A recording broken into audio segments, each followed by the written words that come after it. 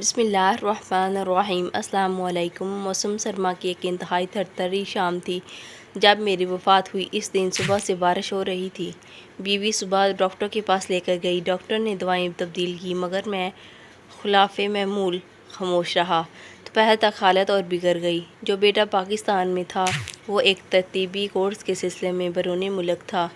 छोटी बेटी और इसका मियाँ दोनों यूनिवर्सिटी के सर्वे के लिए कराची अपनी ड्यूटी पर थे और लाहौर वाली बेटी को मैंने फ़ोन ना करने दिया कि इसका मियाँ बेहद मसरूफ़ है और बच्चों की वजह से खुद इसका आना भी मुश्किल है। रहे तो लड़के जो बैरून मुल्क है, इन्हें परेशान करने की कोई तुक ना थी। मैं बीवी घर पर थे। एक मुलाजम जो शाम ढले अपने घर चला जाता था। असर डरने लगी तो मुझे महसूस हुआ कि नकाहत के मारे बात करना मुश्किल हो रहा है। मैंने अपनी डायरी पुरानी निकाली। बीवी को पास बिठाकर रकूम की तफसील बताने लगा जो मैंने वसूल करना थी और जो दूसरों को अदा कर। बीवी ने हल्का सा एहतजाज किया, ये तो आपकी पुरानी आदत है, ज़रा भी कुछ हो तो डायरी निकाल कर बैठ जाते हैं। मगर इसके एहतजाज में पहले वाले यकीन नहीं था। फिर सूरज गुरूब हो गया। तरीकी और सर्दी दोनों बढ़ने लगी। बीवी मेरे लिए सूप बनाने किचन में गई। इसकी गैर हाज़िरी में मैंने चंद आखिरी सांसें लीं और मेरी ज़िंदगी का सूरज गुरूब हो गया। मुझे महसूस हो रहा था कि मैं आस्ता आस्ता अपने जिस्म से बाहर निकल रहा हूँ। फिर जैसे हवा में तैरने लगा और छत के करीब जा पहुंचा। बीवी सूप लेकर आई तो मैं देख रहा था। एक लम्हे के लिए इस पर सख्ता तारी हुआ और फिर तारे मार मार के रोने लगी। मैंने बोलने की कोशिश की। ये अजीब बात थी कि मैं सब कुछ देख रहा था मगर मैं बोल नहीं सकता था क्योंकि लाहौर वाली बेटी के साथ दोपहर पहुँच गई थी। कराची से छोटी बीवी और सुबह की फ़्लाइट से पहुँच गया। तीनों बेटे बैरून मुल्क थे और जल्द से जल्द भी आते तो 2 दिन लग जाने थे। दूसरे दिन असर के बाद में तदफीन कर दी गई। शायर, अदीब, सहाफ़ी, सिविल सर्वेंट सबकी नुमाइंदगी अच्छी खासी थी। गांव से भी तकरीबन सभी लोग आ गए थे। ननियान वाले गांव से मामूजाद भाई भी मौजूद थे। लहद में मेरे ऊपर जो सलें रखी गई थी, मिट्टी इनसे गुजरकर अंदर आ गई। बाएं पाँव का अंगूठा जो अथरक का शिकार था, मिट्टी के बोझ से दर्द कर रहा था। फिर एक अजीब कैफियत तारी हो गई। शायद फरिश्ते आन पहुँचे थे। इस कैफियत में सवाल जवाब का सेशन हुआ। ये कैफियत ख़त्म हुई। महसूस हो रहा कि चंद लम्हे ही गुजरे हैं मगर फरिश्तों ने बताया कि 5 बरस हो चुके हैं तुम्हें फौत हुए। फिर फरिश्तों ने एक अजीब पेशकश की, हम तुम्हें कुछ अरसे के लिए वापस भेज रहे हैं। तुम वहाँ दुनिया में किसी को नज़र नहीं आओगे। घूम फिर कर अपने प्यारों को देख लो।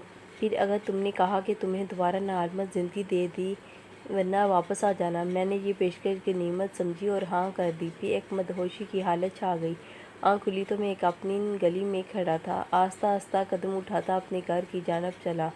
रास्ते में कर्नल साहब को देखा। घर से बाहर खड़े थे। इतने बुरे हो लग रहे थे। ख्वाजा साहब बेगम के साथ वाह करने निकल रहे थे।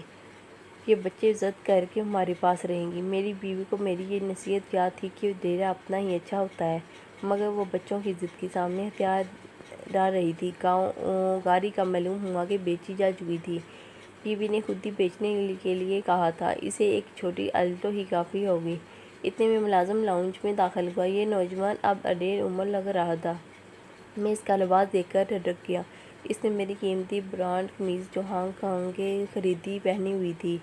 नीचे वो पतलून थी जिसका फैब्रिक मैंने अतली से ख़रीदा था। अच्छी तो मेरे पेश भा मलबासात मुलाजमों में तकसीम हो चुके थे।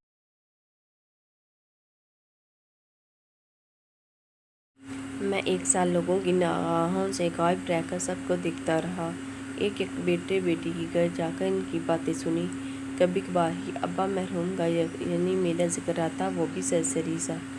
हाँ ज़ैनब मेरी नवासी अक्सर नाना अबू का तज़किरा करती है। एक दिन माँ से कह रही थी, अम्मा ये बांस की कुर्सी नाना अबू लाए थे जब मैं छोटी थी, फेंकना नहीं। माँ ने जवाब दिया, जल्दी से कपड़े खाना खाओ, मुझे सहेली की घर ड्रॉप कर देना। 1 साल के जायज़े के बाद मैं इस नतीजे पर पहुंचा कि मेरी मौत से दुनिया को कोई फ़र्क नहीं पड़ा था, ज़रा पर भी नहीं। बीवी याद कर लेती थी हम बच्चे पोते नवासे पोतियाँ सब मुझे भूल चुके थे। अदबी हलकों के लिए मैंने अब तरीक़ का हिस्सा बन चुका था।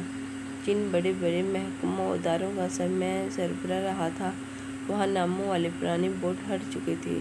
دنیا رواں دواں تھی، کہیں بھی میری ضرورت نہ تھی، گھر میں نہ باہر بھی تہذیبی، معاشرتی، اقتصادی تبدیلیاں تیزی سے آئی جا رہی تھی۔ ہوائی جہازوں کی رفتار بڑھ چکی تھی، نظام سے ملبہ موبائل فون کے اندر آ چکا تھا۔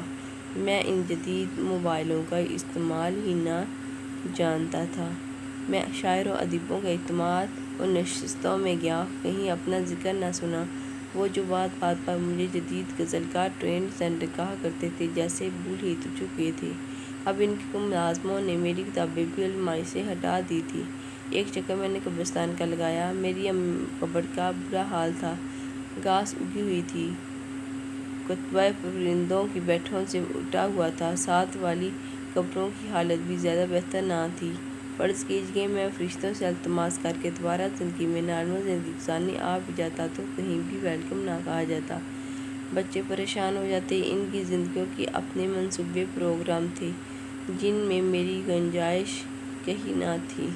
جدید بستی میں پرانے مقبرے کی طرح میں نے فرشتے سے رابطہ کیا اور آخری خواہش بتا دی، میں واپس قبر میں جانا چاہتا ہوں۔